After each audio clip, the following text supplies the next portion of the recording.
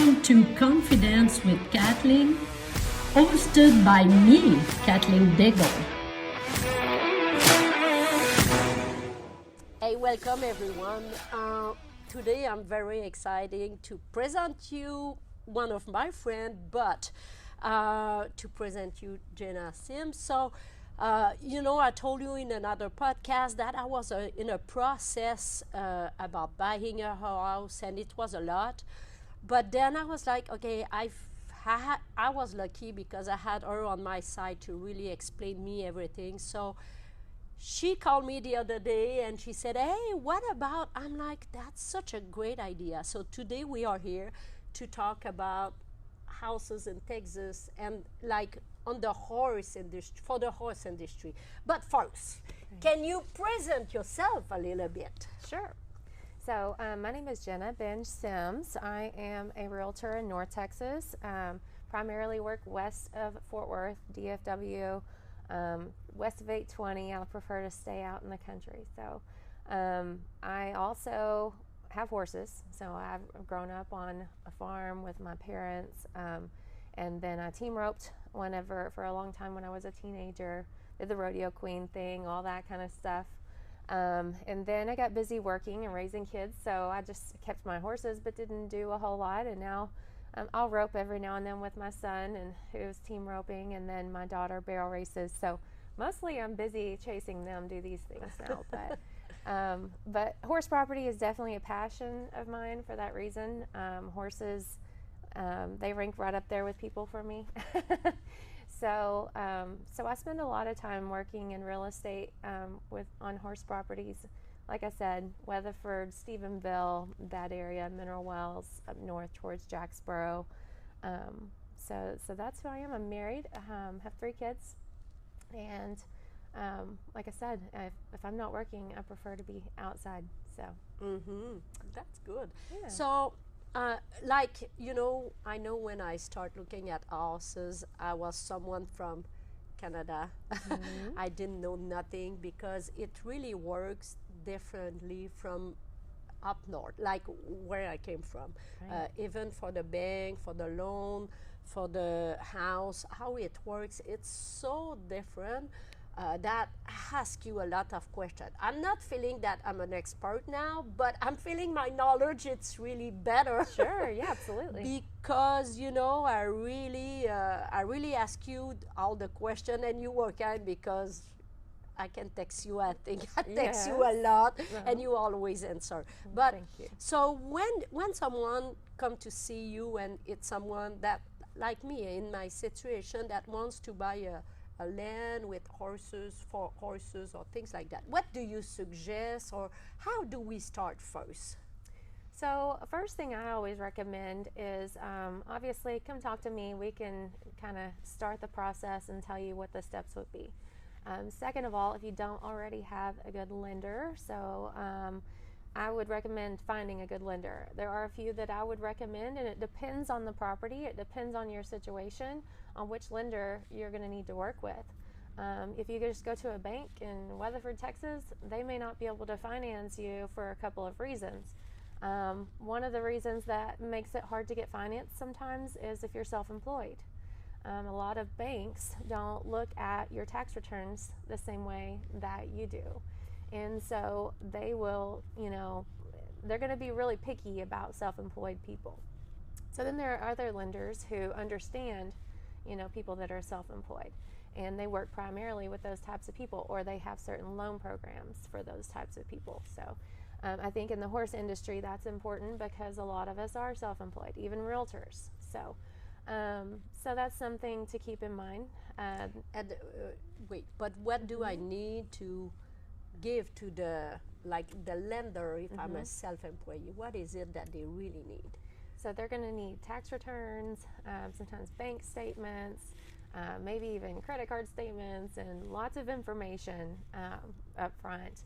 And it's good that they ask for these things up front because it gives you an idea of what you're going to qualify for, what your budget is going to be, what your down payment needs to be, what your other closing costs. Those are all things that a good lender will kind of go over in the very beginning, so that way you can know what to expect moving forward.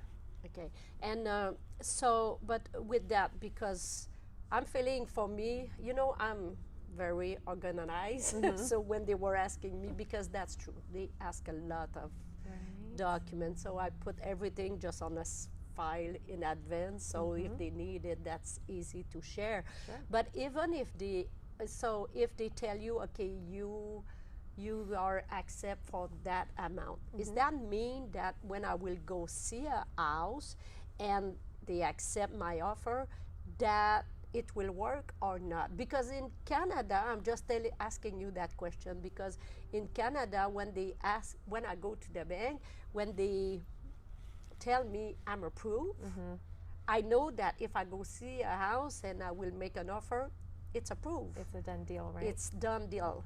Does Right. that make sense? But is it like that it works here? No. So in the U.S., your pre-approval is basically that. They've gone through and they've looked at everything from your financial perspective, but there's still lots of things that have to happen after that. So number one is they have to approve the property as well. The lender does. So there may be things about the property that the lender will not approve because of their certain underwriting requirements. So each lender, in some cases, have different underwriting requirements. So I know we ran into a time or two where one of the lenders would not approve a property because it was a rural property. And we're like, are you kidding me? Of course it's a rural property. It's 10 acres in Millsap, Texas. And so those things can come up, and it's depending on the lender, depending on the loan type, depending on your situation, whether you're self-employed or whatever it is. Different lenders have different requirements. And so after you see the house, you put it under contract, that's when they start processing your loan, and then it gets to underwriting. And at some point, underwriting might say, well, we're not going to do this because it's ag exempt. We ran into that, right? Yeah. Which blew my mind, because ag exemption is a good thing. So that blew my mind too. I was like, yes, what is it? yes. So. And it's thankfully, lenders do provide lots of options. And so we ran into several of these lenders had all these different brokers that would provide a loan product, but they all had different requirements. So now we're kind of learning, who we need to use for what. And so I think we've kind of narrowed it down for you, thank goodness. But that's something that we have to keep in mind with these different pieces of the puzzle that you kind of have to put together before we find a property. And then still sometimes, if it doesn't appraise, then the loan may not be approved. Things like that can come up throughout the process. Okay. And even I think, and maybe I can be wrong, but like even for the cash down, it depends on the amount. But when you look for your pre-approval, you can ask for that, because there's different, for sure, the best, more money you have, the best it is. Right. Does that make sense? But how it works and what are the option? And I know there's some program too that can help for the cash down with your situation, age, or things like that. Does that make sense? Sure. So typically with land, 20% is pretty typical. You're going to need 20% down, and then there are going to be closing costs on top of that. So again, working with your lender kind of in the beginning to see what is my total cash at closing going to look like. That's really important so that you can have an idea of what you're going to need at the very beginning. Now, there are options for lower down payments. So 10% down is another kind of common down payment for a property with land. And then, if you're buying a house in town, you can get as low as 3% down, 0% down, and then there are down payment assistance programs as well. Those are typically based off of your income. So in our case, looking at land, I would say 20% is pretty typical, and that's going to get you better interest rates and things like that, as we noticed. It also will give you more options as far as your lending options, because. And you were saying like the 20% cash down, but it's important to know too that at the closing, so say, I would say a number like that, that if you have, you need $100,000 cash down, but you have fees at the end too, so you need to have them or count them. So what is all those fees and what it is approximatively? I know it can change, but what it is. Yeah, so loan origination fees are usually between 1 and 2% of the sales price.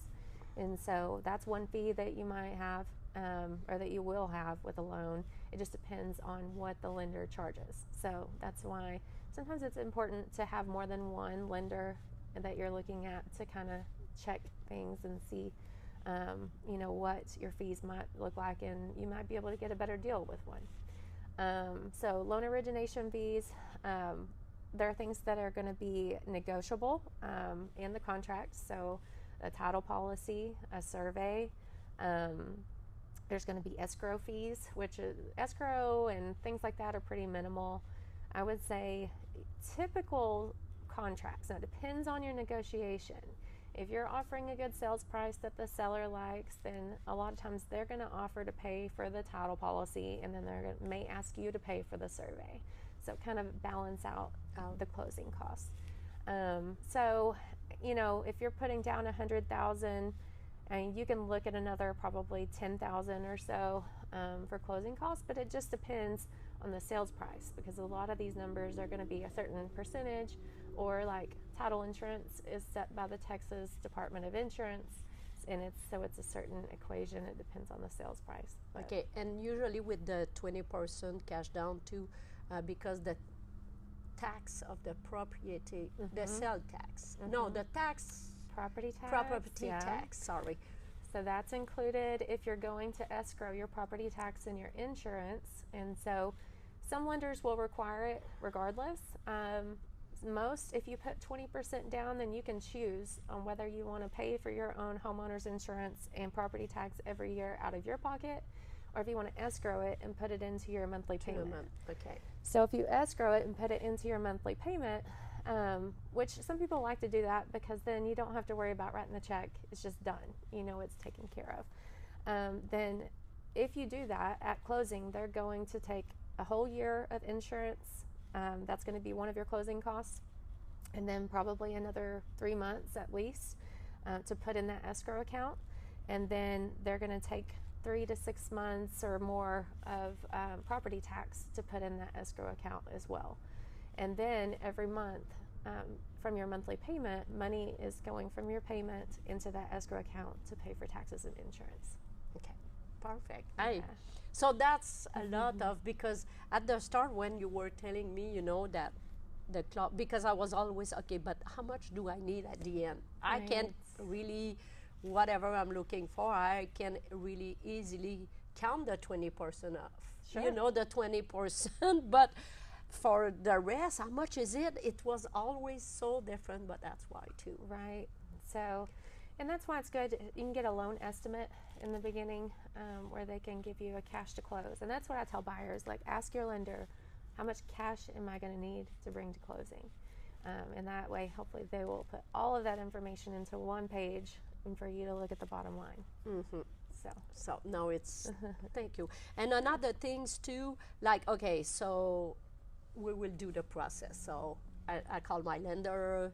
They told me how much I can. We start going visiting houses. First we establish what I need, what I like, and things like that. Yes. But what do you like? If I came and if I'm coming to you and I'm just asking you, okay, I want to buy a horse property. How do you? Because I know you ask a lot of questions. So what do you want us to look at? So I think first thing is area. So what area do you want to be in? Maybe you don't know much about the area and you just know what discipline you are in. Are you team roping? Are you barrel racing? Are you cutting? And I think, in North Texas, we just have just about everything here, when it comes to equestrian, anything. But depending on what discipline you're in, you may want to be in the Weatherford area if you're cutting. And to be honest, Weatherford area has cutting, team roping, barrel racers. I mean, just about Everything. But so the area is important. Number two is kind of what's your budget, you know, because there's a big range of horse properties in North Texas. I would say, you know, with a house and 5 acres and maybe a few loafing sheds or something, you're going to start around, you know, 400,000 or 500,000, and then it goes up from there. So we have to look at budget. We want to know, like, do you want a house and a barn and things, or do you want land to be able to build what you want? You know, horse properties can be very specific to your needs, and people have certain designs in their mind of the way they want their barn to look and things like that. So some people would rather not have a barn because they want to build exactly what they want. So those are some of the questions we would go over in the beginning, just to kind of understand what you're looking for. Soil, ground, I mean, we definitely, I typically know what people are looking for in that manner. You know, you want some sandy soil, sandy loam would be perfect with some coastal. Yeah, with some coastal and some trees for the during the summer. Exactly. Yeah. Exactly. Kind of, you know, gently sloping, not too flat, but but not on a hill. Yeah. So, which we've seen a little of all of that. Yeah. You can't always tell from the pictures. No, you have to go see. And even some picture, they were like, wow, we were looking at that and we're, okay, that's it. Yeah. And we got there and it was not that at all. Right. So, yeah. Yeah. So then we start looking, like, I'll pull up my map with the contours so I can see if there's elevation. You know, does it go down 10 feet from the front of the property to the back, or is it 40 feet? You know, and if that's the case, then that doesn't work too good for horses sometimes. So. Yeah, and another things too. So yes, those you asked for that, but and even me, I was like, okay, I found one, but you were saying, okay, we go see it, but I feel like sometimes because we went to visit a lot of house, but it was fun. We have fun. So it was a nice time that we have together. But for me, I was like, oh my God, she will be like tired of showing me houses because we did a lot. So, but do you prefer that we go see a lot of houses or not? So, I think it's different for different situations. You know, in most cases, I will say we don't know till we look. Yeah. You know, so I might see a few things in a listing where I'm like, I don't think she's going to like this, but let's go look because I don't want to miss it. I don't want to be the reason we miss a property. Yeah. And I'm not you. So I always have to put myself in your shoes and think, you know, you might be weighing things out and you might get there and say, well, I don't like this and I don't like this, but I love this, so I'm willing to deal with these things. So, and no property is perfect. Yeah. That's the thing. We have to, you know, we've seen that you can find things that you love about the house, but not the property, the land. Or you can find things you love about the barn, but not the house. So I just think you have to go look at them. Yeah. And it's fun at the end of the day. It is. It's my favorite. It's a lot of time, a road, but it's fun. Okay, so say that I found a house, I have the price for my lender, you know, I'm pre-approval. What is the next step? So the next step is we start negotiating, right? So we make an offer, and then we put it under contract. And then once, you know, we've got it under contract, then you have, typically I'm going to negotiate for my buyers a termination option period. So that means during that period, you have the right to terminate for any reason. We do that here because it gives you time to do your inspections on the house and maybe the barn and things that you want to check into, water wells, things like that. So during that time, we schedule inspections. We go out and see the property again, and then we may have to renegotiate during that time if there's something found that's, you know, scary. Like, let's say it's a big roof problem or a plumbing problem, electrical, or central heat and air, you know, those kinds of things. So then we would renegotiate, and then we have the right to terminate if the seller doesn't want to renegotiate. And then you may have to terminate during that period, and then you just lose your option fee, which, depending on the property and negotiation, can be anywhere from $100 to $500 probably. And so then after that, if you move past the option period, then you're in the process of getting your loan approved. Appraisal, survey, title. We'll review all of those things during that time, and then hopefully work towards a closing of 30 to 45 days. Okay. One thing too, when we signed a contract, I went to bring a check. What is the name of that place? So very to make it like formal, and they send you all of those paper too. Yes, so that's the title company. Yeah. So the title company, like I said, they are the ones, they're going to hold your money in escrow. Mm-hmm. So when you put a contract on a property, you're going to write what used to be 2 checks. Now it's 1 check for 2 different fees, which it's not a fee. Earnest money is usually about 1% of the sales price, and then your option fee. So you write a check to the title company. They put that in escrow account, which means they hold it there until closing. Mm-hmm. If you terminate, you get your earnest money back. If it's during your option period, if your loan isn't approved within the time period that you put on the contract, if it doesn't appraise during the time period that you put on the contract, things like that.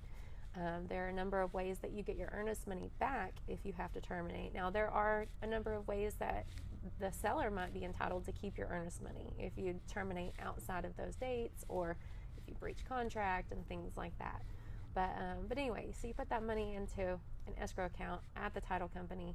The title company handles the process of the purchase from the beginning to the end. They do a title search to make sure there's no liens on the property and things like that. Or other rules, because sometimes there's some, not rules, but that you need to, about that Right. sector too. So deed restrictions. Yes, that's the So, word that I was trying to find. So sometimes it's, in Texas we have HOAs, obviously, which homeowners associations with boards that make rules and enforce them. And then also we have just deed restrictions, which are still rules that can be enforced, but there's not like a board, an HOA board, to enforce them. So deed restrictions can be enforced by a neighbor or someone taking you to court, basically. The deed restrictions are recorded in public record, but typically they're not found until someone does a title search and then provides that to the buyer. And it's really important to look at that title policy, because a lot of buyers, it's a lot of paperwork, Mm-hmm. and it can be very confusing. And a lot of buyers just scoot right past it and don't realize that they have deed restrictions. So we ran into one of those where the seller told us that there were no deed restrictions, and come to find out there were. And title found those for us, and we looked over them, and it wasn't going to work because they had a restriction on how many horses you could have. Per acre, yes, and we were already like past. Yes. Yes, so. And that's pretty common to have deed restrictions on small acreage properties in North Texas. So I would say anything under 20 acres, and even more common if it's under 10 acres. Because a lot of times these properties were originally a big piece of land. They came in and cut it up, made it a neighborhood, and then a neighborhood of 10-acre properties. And then the developer put deed restrictions on it. And deed restrictions can be a really good thing because they help maintain the integrity of the neighborhood. So a lot of times they're going to say things like no commercial activity, which means someone can't put in a mechanic shop next to you, So sometimes that can be, I love mechanic shops, but they have, they have their place, You don't want to have a community that is based around horse properties and then have someone with a mechanic shop and 100 cars that are broken down parked around it, because then, and the reason for that is buyers, like let's say you bought a place like that and that happened next door to you, and you want to sell it, and the buyers that start looking at your property say, well, I like this property, but the neighbors next door is not the prettiest property to look at. Yeah. I want to be out in the country. I want to see trees and horses and things like that. So deed restrictions can be a good thing, but it's important to look for them and know what you're getting into.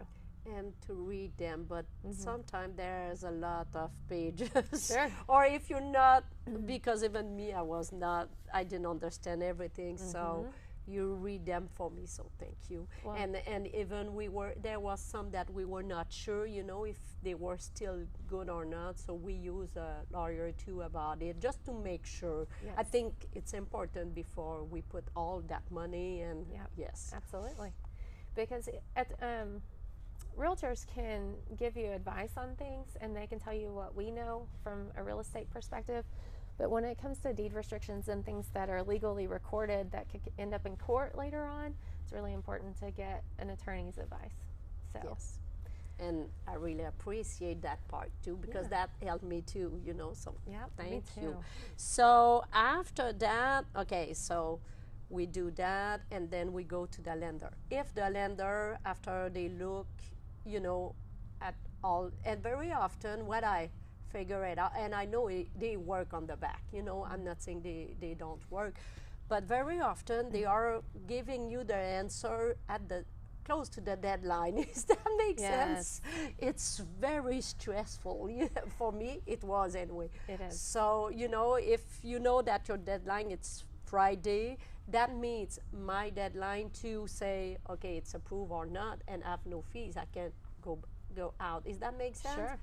So, but if someone like they don't approve me that day or the day before, what else can I do? So your realtor needs to stay on top of those deadlines. So we know that, like in the third party financing addendum, for instance, it says you have 21 days or however many days we put on that form to get approval. So we need to know in our calendar what that date is, and we need to be checking with the lender, because unfortunately lenders, they will have a copy of that contract, but they're not always going to meet that deadline, and we have to know where do they stand in their process of approval, so that if we're getting close to that deadline, then as a realtor, I'm going to go back to the listing agent and say, listen, we don't have approval yet, but here's where we're at, and we would like to extend that date by a week or something to that effect. And so then we amend the contract, so that gives us a little more time. If for some reason the seller's not willing to extend it, then your realtor needs to terminate that contract before we get to that deadline. Because if you miss that deadline, then you may not be able to get your earnest money back. And that's a lot of money. That's a lot of money too. Yeah. But if the lender say no, so can I after that just ask if the seller wants to the time that I go see another lender and try another way? Sure. Yeah, so you can change lenders at any time. It will always extend everything. So like when you start over with a lender, that's really about another 30, 45 days typically. Sometimes lenders are able to move faster, especially in those situations where they know you've already been under contract. And so we had some that were really good about moving quickly when we ran into roadblocks. Typically we try to avoid all of this. Like we don't want to have to switch lenders. We don't want to have surprises halfway through. And we talked about that too. And that sometimes in these cases where we're dealing with these lenders and brokers who have these special loan programs specifically for people who are self-employed, that they have special rules too. And so that's what kind of put us in that situation where we had to change lenders. But yes, you try to avoid it, but if you have to, then yes, it is a possibility. It's just a matter of negotiating that with the seller. And that's always your role to do it. Sure. Yeah. So you have a lot of things to do. But while we were talking too, so I was thinking, because one thing that I think it's very important, and with horse people, water. So if it's a well or if it's a city water or right. So that's something that we can always check into immediately. That's the great thing about the MLS. But then I don't always trust the MLS 100%. So I'm going to check and see, number one, is the property on a water tap, which is like city water or even a rural water district. That means you pay for the water that you use. Or is it on a water well, or does it have both? Now, most of those things are going to be in the MLS for agents to be able to see. So that helps us to be able to kind of weed things out from the beginning. If there's a property you really love and it doesn't say that there's a well, or it doesn't say, then I would always reach out to the listing agent and find that out for you before you even go look at it, so you know what you're dealing with. A lot of horse properties, like a well is a must. I mean, I recommend it because horses drink a lot of water. Yeah, that can add a lot of money at the end of your month. Yes, you know? absolutely. Yes. So you need to know what you're looking at. Different water districts charge different things for the water. So, and water districts can vary in the same town. Like you can literally be looking in Weatherford only and have different water districts depending on which part of Weatherford. So water wells are important, and in North Texas, water wells can be kind of spotty. You just don't know. In this area, in Weatherford, there's the Trinity Aquifer, which is a great source for water wells. Lots of good wells in this area, but there are pockets of Parker County, Weatherford, Texas area that do not have good water wells. And then you go further west out towards Mineral Wells in Palo Pinto County. There are some amazing wells out there, and then there are some places where you cannot get water wells. The further west you go, it gets worse in that situation. And then you go down towards Stephenville in that area, and they have some really great water wells too. So there's a map that realtors can look at to kind of help you with that, and to know where good water wells are, and to look at wells in the area. So let's say we're looking at one property, we can look and see, does the neighbor have a water well, and how many gallons per minute is their water well? So. And when I'm just thinking about that, I never thought of asking you, but I'm doing now. So is there here some people probably that they can go and test your water too, if it's good, and tell you, and can you decide to include that with your inspection of the house? Yes, absolutely. So I always recommend a well inspection during that option period. So you get your house inspection. The home inspector is probably going to inspect the barn as well. He can test some things on the well, but he's not going to do water quality and things like that. So you typically want to pay a well company to come test your water well, and they're going to test the gallons per minute. So how much water does it produce? They may be able to tell how deep it is. That's questionable, just depending on how much information they have. They're going to test like the electrical on the pump that's down in the hole, which it can be a big expense if that's going to go out. And then they're going to they can test the water quality for you at an additional expense. All those well inspections can run anywhere from like $300 to $500 to $600, just depending. And then maybe even a little more, depending on how deep you want to get into testing the water. But I mean, for a typical well inspection, you're probably looking at, probably $400, $500, depending on where the well is located, how far they have to drive. Yeah, and too, for the house, how much does it cost for you to have the inspection, on the property? Sure, home inspection. So again, I'm going to say around $500. It can give and take depending on what all you want them to look at. Sometimes inspectors will charge extra if you want to have a roof inspector come out, which would be like a licensed roof company. They will charge extra for septic sometimes if there's a big barn, and then the square footage of the house too. It depends on the size of the home. But I would say I see most often around $400 or $500 for a home inspection. Okay, so that's not include at the end of your closer. So that's something you need to have in your pocket too when you sign. It's on the top of it. Yep. Yeah, but it's better. I think for me, I was like, oh yeah, send everyone because it's worth it. Right. Yeah, so the inspector, that gives you all of the information you need up front.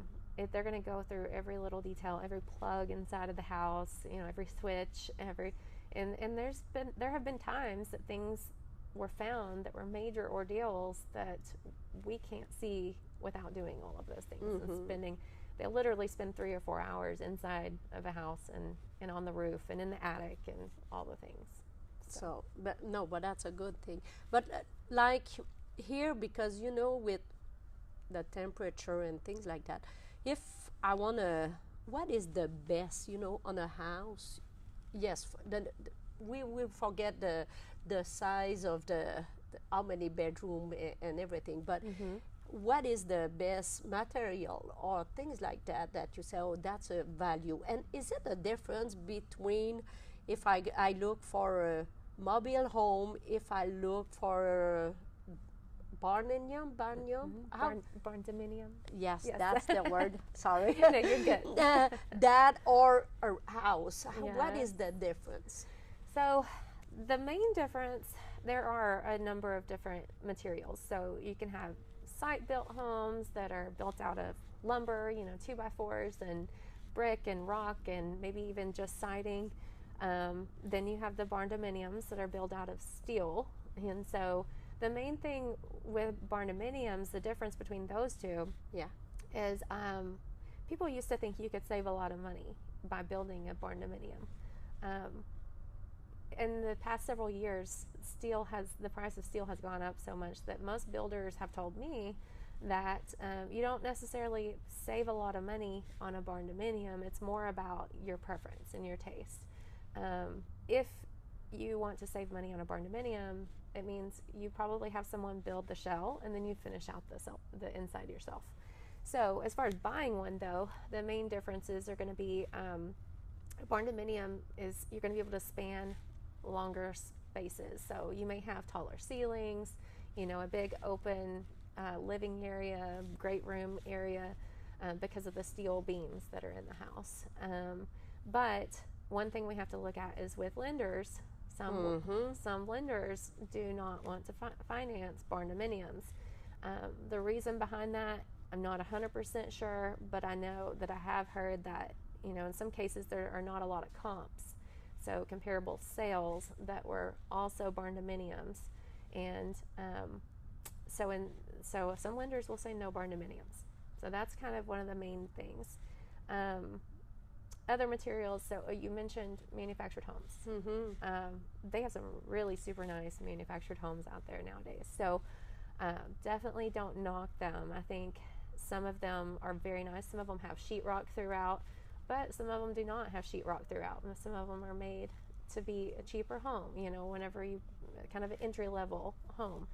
And so those are things you have to keep in mind. Number one, for resale, manufactured homes, in some cases, lenders have requirements for them as well.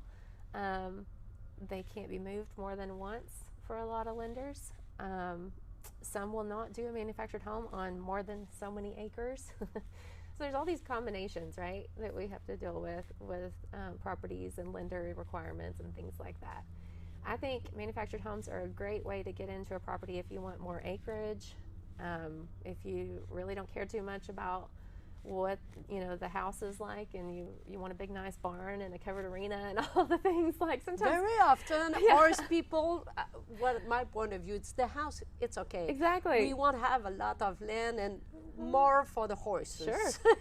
That's how so my house is. Like, we spend our money on the horses and the barn and the trailers and the ropes and the saddles and all the things. So the house, we take good care of it, but at the end of the day, you can tell. And that's how I would prefer it, probably. If I was going, sometimes I think I'd rather have less house, more.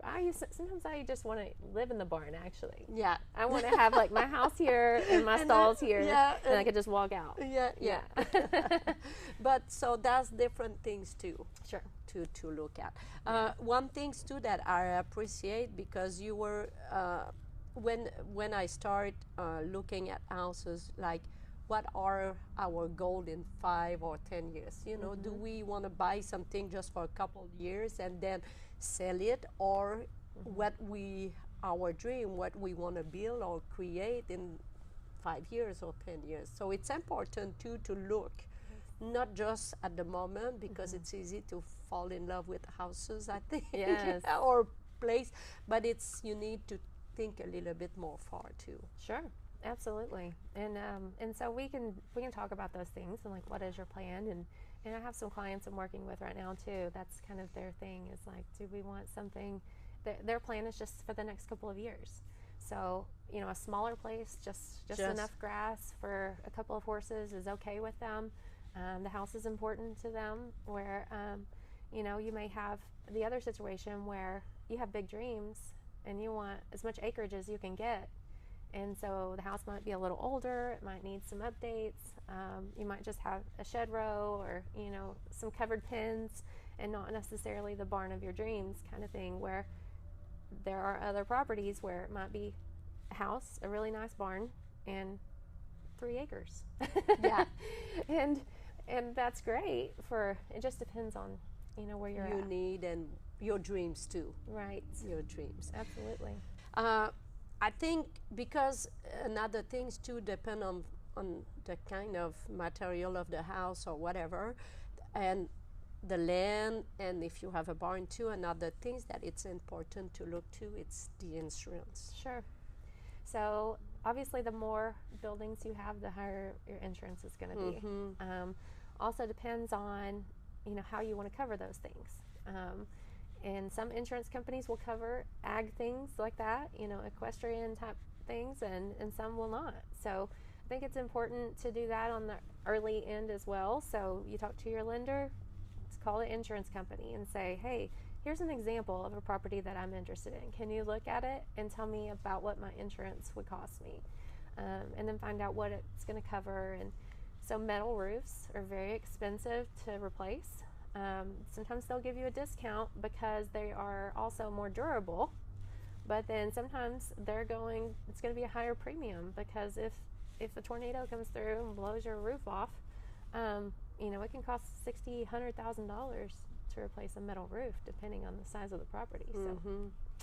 So that's something to keep in mind, because insurance is definitely going to, you know, it's going to be your monthly cost, whether it's part of your mortgage or not. So something to keep in mind. It's part of it.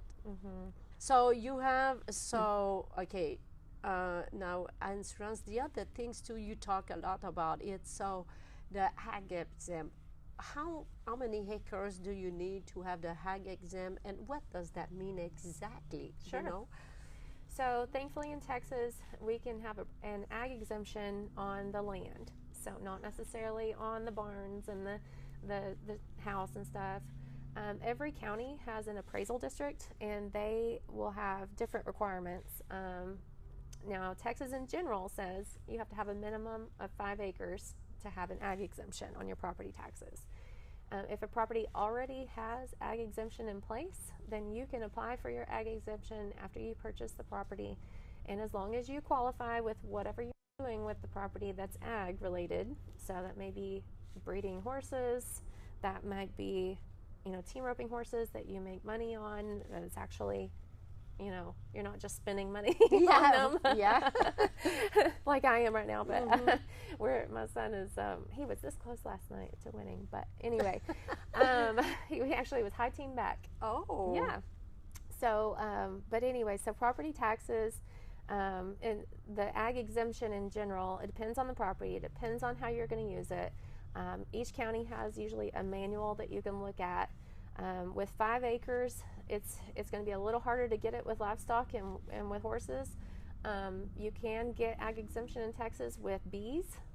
So, you know, bees are needed.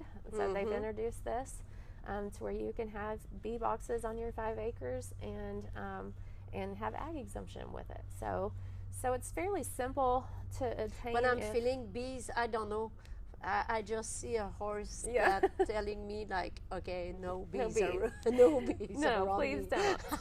See, that's where you come in. You can tell us these things. Like, yes, I'm kidding, but yeah. Yes, I agree with that. And so it depends on the property. Depends on what all you're going to do with it.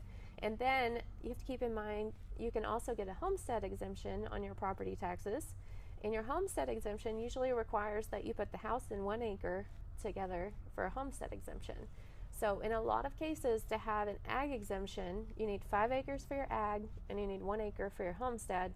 So you really need 6 acres or more to be able to maximize the exemptions on your property tax. Okay, and so if like I know I'm looking at a place that is already like exemption. How can I know what is the reason and whatever? Is it you again that you have to call the town or whatever to give me those answers, or I Yes. need to call them? Yes. So I'll typically kind of give you do the groundwork for you. I'll call the appraisal district, find out what their requirements are. A lot of times they have them on their website as well, and so they'll have a PDF that you can download and read and look over. I don't ever want to 100% give you an answer without you reading it yourself. I want to make sure you understand, compare it to the way you're going to use the property, and then even call the appraisal district and have a conversation with them to make sure that you're not going to buy the property and then 3 months later they tell you, I'm sorry, what you're doing is not qualify in this county or something to that effect.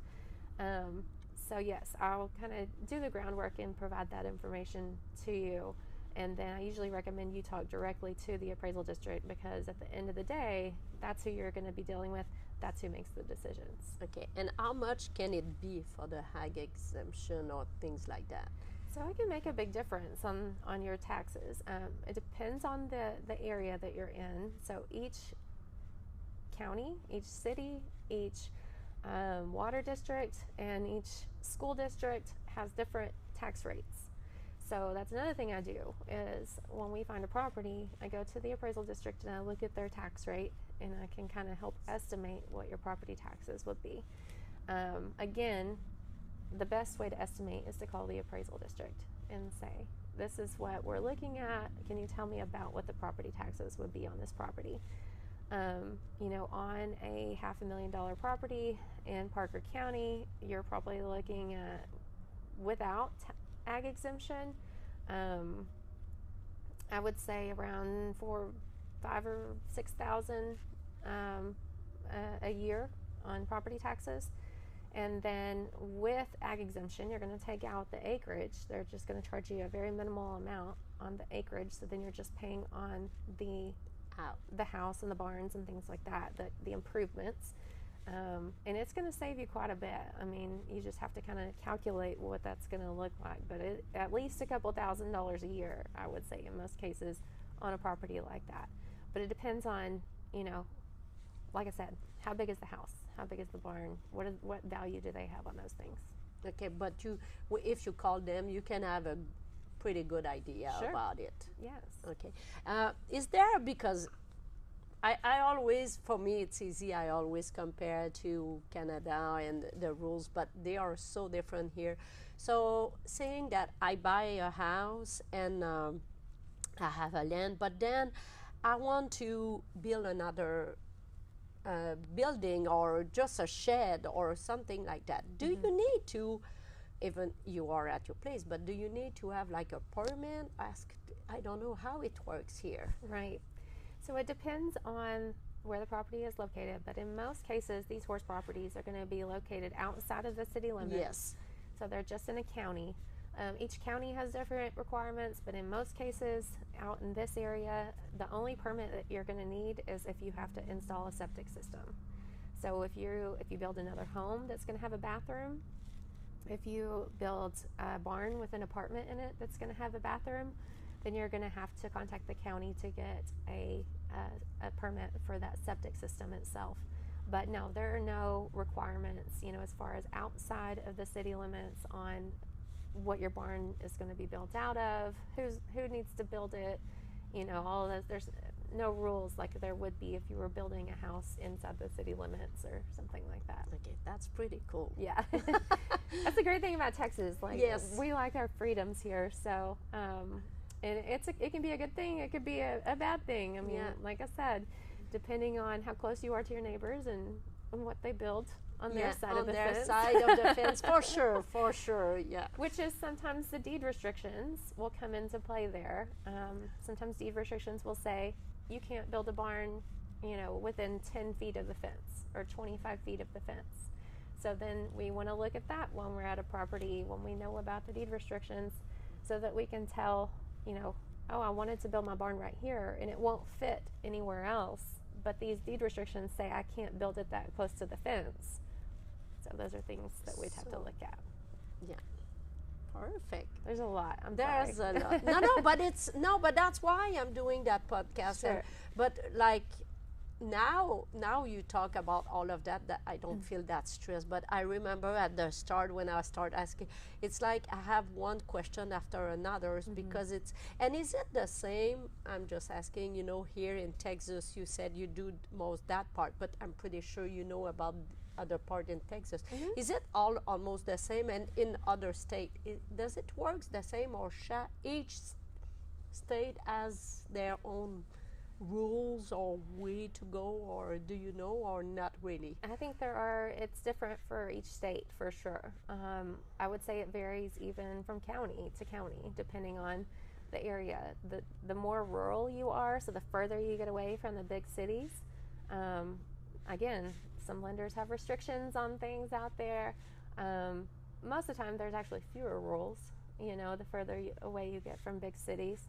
In Texas anyway. But yes, I think in other states, we have people moving here from other states that are always thankful for the freedoms that we have here, especially West Coast, and some other states where even out in the country, outside of city limits, there are rules, and you have to get permits for all of these things. And we have people laugh because here, our septic tanks, they just drain.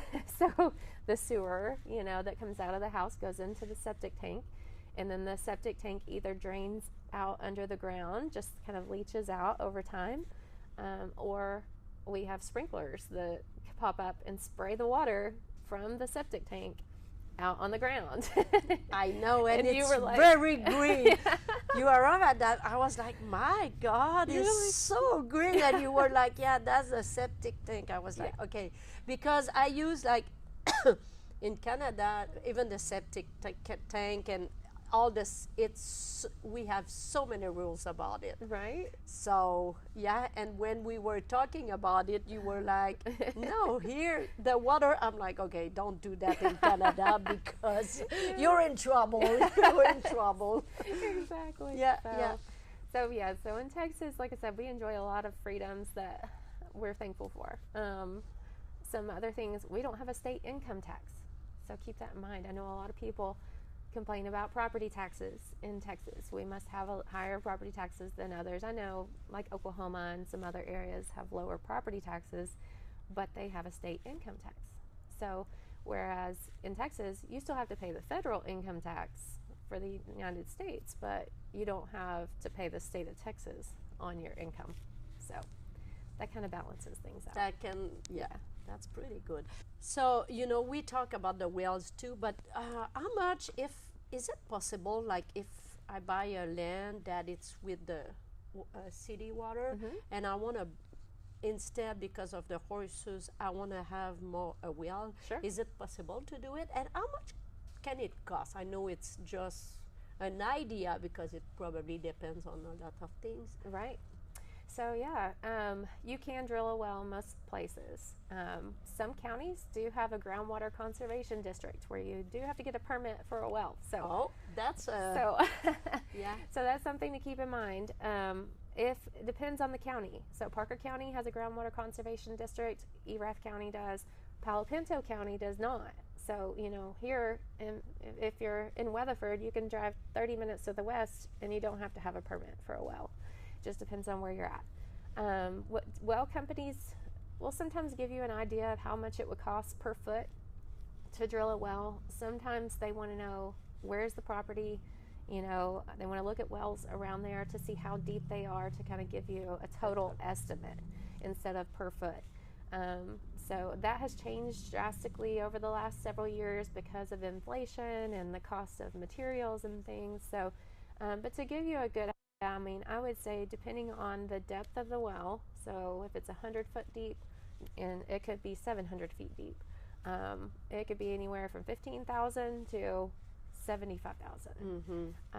So again, having a realtor that understands these things and can look up the wells in the area, that can find the good contacts for well companies and ask these questions is really important, because a well for horse properties is a necessity. And so if you don't have it already, you need to know what it's going to cost you to drill it and what the probability of getting good water is going to be. You may get a well with a lot of water, and it may be too salty to use for horses or for your house. It may have a bad smell. That's common with some wells. It may have iron and other things that are not healthy. So you need to be aware of all those things. Yeah, and so, like I That said, I don't claim to be an expert at any of these things. I like to learn, so I have learned a lot about them over the last several years, but I think it's important to contact the experts in the area, so the professionals that deal with it every day. So in this case, like well companies that drill wells in that area. Perfect. So, but all that process, if I decide I would like to buy a house, how much?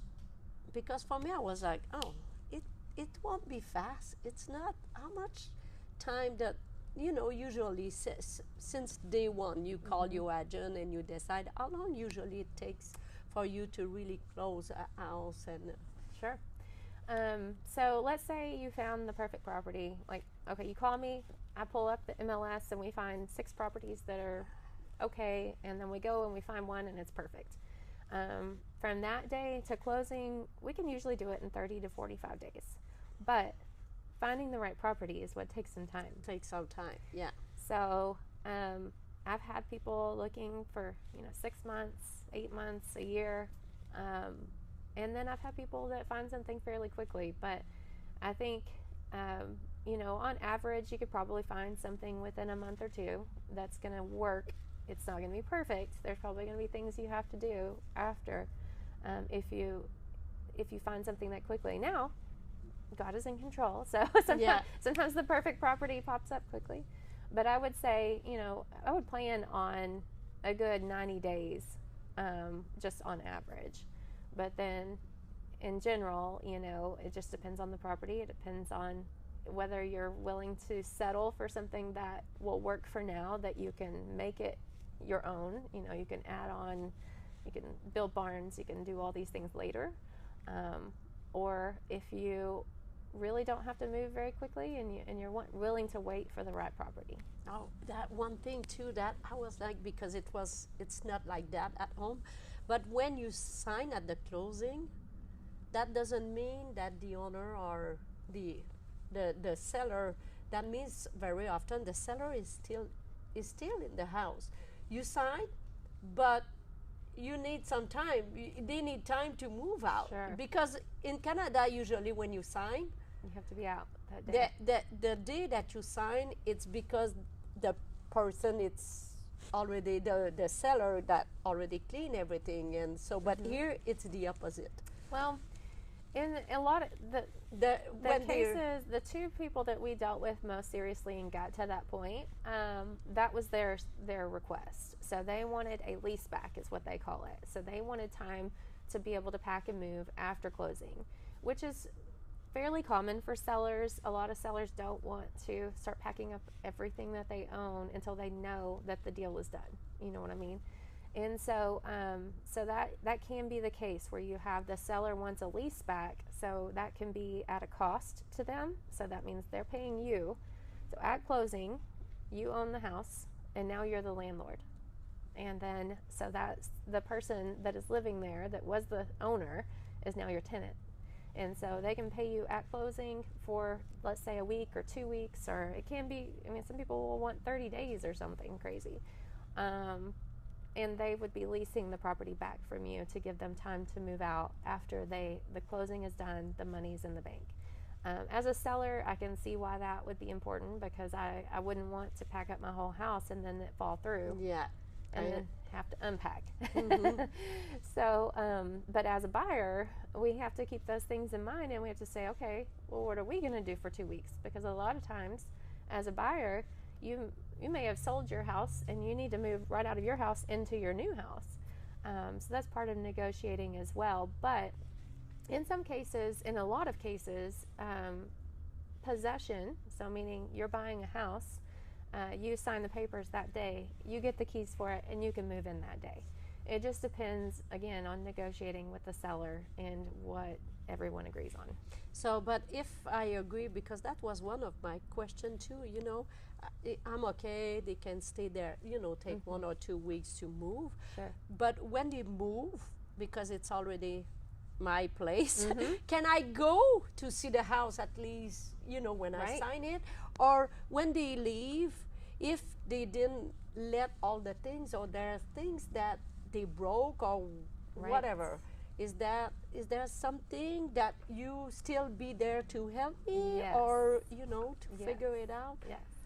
So as a realtor, I always tell people, like, call me anytime, even after closing, and because there's always things that come up and you have questions about, or there can be problems, after closing, and so I'm always here even after closing. But as far as a lease back is concerned, and the seller in the house after you purchase it, so there would be a document that's part of the contract that you negotiate up front from the very beginning. And if there is a lease back, then we would put in there, can you have pets on the property? What is the deposit? So they can, let's say they want to stay for 2 weeks and you want a $1,500 deposit, so that when they move out, if there's damages to the wall or the carpet or whatever, then you have that money to take care of those things. Then that would be part of the contract as well, and you would receive that money at closing. And when they move out, you inspect it and see what's going on. Then there's a process to follow if there are repairs needed and things like that. Things like that. But yeah, your realtor can help you with that too. Oh, No worries. No worries. You are there got for you. me. I know. So, if someone wants to have more information or really start looking for a house, or how can they contact you? So obviously I have my cell phone on me 24/7, so they can call me or text me. My number is 940-327-7030. And then also I'm on Facebook, I'm on Instagram. So Jenna Benge Sims Realtor is my Facebook. My Instagram, it's like North Texas something. I'd have to get that to you. We can put that in the comments. But yeah, so I'm available all of those ways. Obviously, text is probably the quickest way to get to me, because sometimes voicemails don't always come through very quickly, and so just call me anytime. This is what I love. I love horse property. I love going and seeing horse property, and then taking care of my people so that you don't have to worry. And you did very well with me, Yes. and we are not done yet. So Yes, that's right. Okay, but don't worry. I will put everything, all the link or your phone number and everything under that video. So Perfect. hey, Well, thank you so much. Yes. Thank you, and I hope that it will help other people. And if you have more questions, you can even send them to Jenna, or text it down here, and maybe we can do another Sure. podcast just to answer all those questions that people can have that I didn't have, but Yeah. I think I had a lot of questions. Absolutely. I could talk all day about things that we look for, and the things that are important whenever you're looking for a horse property. And but yeah, this is just a kind of an overview. So Thank you so much. of course, Thank thank you for you. having me. It's my pleasure. Thank you for sharing your time with me. Please make sure to follow, like, share, subscribe on all my social media, and don't forget to leave me a review. If you want to learn more about me, visit my website, horseconfidence.com with a K, where you can also order my book.